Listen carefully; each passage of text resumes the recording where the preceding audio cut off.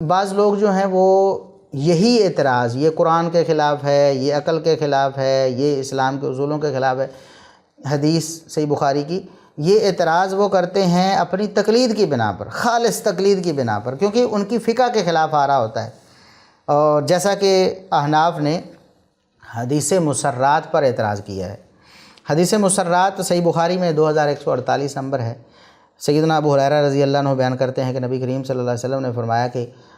کسی اونٹنی یا کسی بکری وغیرہ کو تم دودھ اس کا روک کر نہ رکھو،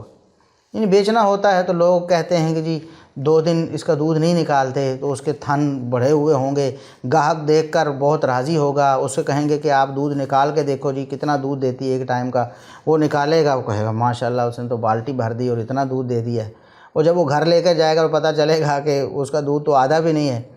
کیونکہ وہ دودھ تو کئی وقتوں کا اور کئی دنوں کا روکا ہوا تھا نا۔ تو آپ نے فرمایا کہ یہ دھوکہ دہی نہ کرو،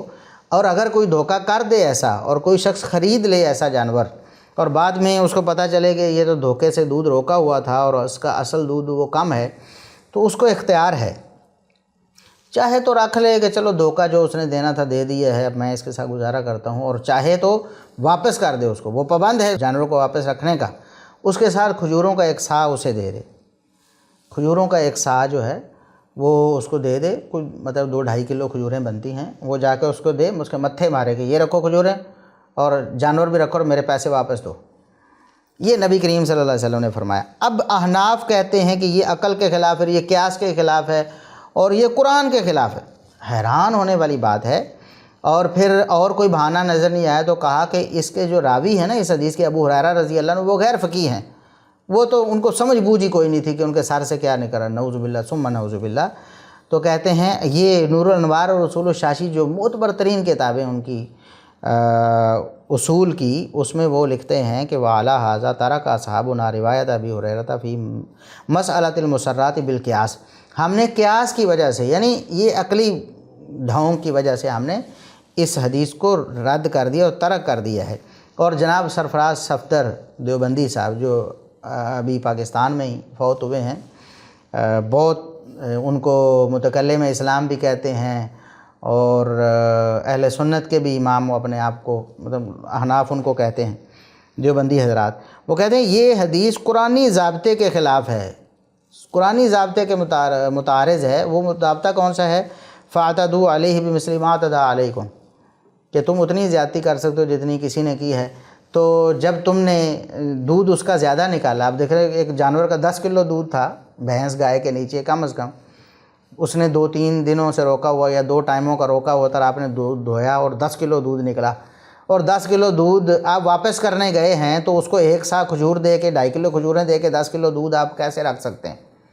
کیونکہ دودھ تو 10 کلو آپ نے یا 2 ٹائم آپ نے رکھ لیا یا 3 ٹائم آپ نے اپنے پاس رکھا اور اس کا دودھ استعمال کیا، اور آپ کو پتہ چلا کہ نہیں دودھ تو واقعی کم ہے اور اس کو واپس دینے گئے اور آپ نے صرف 1 سا کھجوریں دی ہیں، یعنی 2.5 کلو کھجوریں دے کے آپ اس کا 10-20 کلو دودھ جو ہے وہ کیسے ہضم کر سکتے ہیں؟ یہ اعتراض ہے، کہتے ہیں یہ قرآن کے خلاف ہے۔ حالانکہ ہم زیادہ بات تو نہیں کرتے اس پہ، تفصیل میں بھی نہیں جاتے، صرف مثال ہی بتا رہے تھے نا آپ کو۔ پہلے تو یہ دیکھیں نا کہ جو دھوکہ دے رہا ہے ظالم شخص، اس کا حق ہے کہ اس کو اس کا جو ہے وہ معاوضہ پورا دیا جائے۔ اس نے بھی تو اس کی رقم لی ہے، اس کے ساتھ دھوکہ کیا ہے، اس کے جذبات سے کھیلا ہے اور اس کو پریشان کیا ہے، اور پھر دیکھیں کہ جانور کو لے کے جانے اور لے کے آنے کا آج کے دور میں ٹرانسپورٹ کا بھی خرچہ اس نے کیا ہوگا،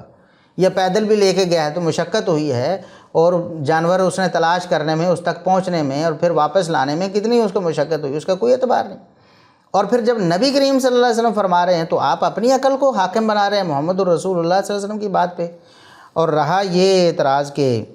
یہ امام سیدنا ابو ہریرہ رضی اللہ عنہ فقیہ نہیں تھے اور انہوں نے غلط طور پر اس حدیث کو روایت کر دیا، یہ کتنا بڑا یعنی دغا بازی والا طریقہ ہے، کتنا بڑا جھوٹ ہے۔ امام بخاری رحمۃ اللہ علیہ کی بصیرت کو سلام کہ انہوں نے صحیح بخاری میں جو الفاظ درج کیے نا حدیث کے، اور سیدنا عبداللہ بن مسعود رضی اللہ عنہ سے وہی الفاظ نقل کیے، ان کا فتویٰ نقل کیا صحیح بخاری میں 2149 نمبر پہ۔ تو یعنی اس حدیث کو نقل کرنے کے بعد سیدھا امام بخاری رحمۃ اللہ علیہ نے سیدنا عبداللہ بن مسعود رضی اللہ عنہ کا فتویٰ نقل کر دیا کہ وہ تو فقیہ ہے نا تمہارے نزدیک بھی، وہ بھی یہ فتویٰ دے رہے ہیں۔ فقہاء صحابہ میں یہ اعلیٰ مرتبہ سیدنا عبداللہ بن مسعود رضی اللہ عنہ کو دیتے ہیں، اور ہے بھی، تو کہتے ہیں کہ اگر ان کو غیر فقیہ کہو گے تو سیدنا عبداللہ بن مسعود کو کیا کہو گے؟ وہ تو خود کہہ رہے ہیں کہ ایک سا کھجور ہی دینی ہے، چاہے کتنا بھی دودھ آپ نے استعمال کیا ہے، وہ آپ نے جانور واپس کرنے کے لیے ایک سا کھجور دینی ہے اور اپنی پوری قیمت واپس لے لینی ہے۔ یہ ان لوگوں کے منہ پر زبردست علمی تمانچہ ہے جو امام بخاری رحمۃ اللہ علیہ یا صحیح بخاری پر اعتراض کرتے ہیں۔ وہ خود مانتے ہیں سیدنا عبداللہ بن مسعود فقیہ ہیں، اور ان کا فتویٰ بھی ہے، تو پھر سیدنا ابو ہریرہ رضی اللہ عنہ کو غیر فقیہ کر ان کی توہین کر کے حدیث کو رد کرنا، کہنا کہ یہ قیاس کے خلاف ہے اور قرآنی ضابطے کے خلاف ہے۔ کچھ خدا کا خوف کرو۔ عبداللہ بن مسعود رضی اللہ عنہ کو کیا قرآن نہیں آتا تھا؟ فَاتَدُوا عَلَيْهِ بِمِثْلِ مَا تَدَا عَلَيْكُمْ، انہوں نے نہیں پڑھا تھا؟ کیا ابو ہریرہ رضی اللہ عنہ نے قرآن نہیں پڑھا تھا؟ نبی پاک صلی اللہ علیہ وسلم سے نہیں سیکھا تھا قرآن؟ تمہیں یہ کہاں سے تم نے یہ سمجھ لے لی جو نبی کریم صلی اللہ علیہ وسلم کے فرامین کو رد کرتی ہے؟ تو یہ ان لوگوں کا حال ہے۔ صحیح بخاری پر جو اعتراضات ہیں یہ فقہی جمود کی وجہ سے جو جھوٹے اعتراضات کیے جاتے ہیں ان میں سے ایک ہے۔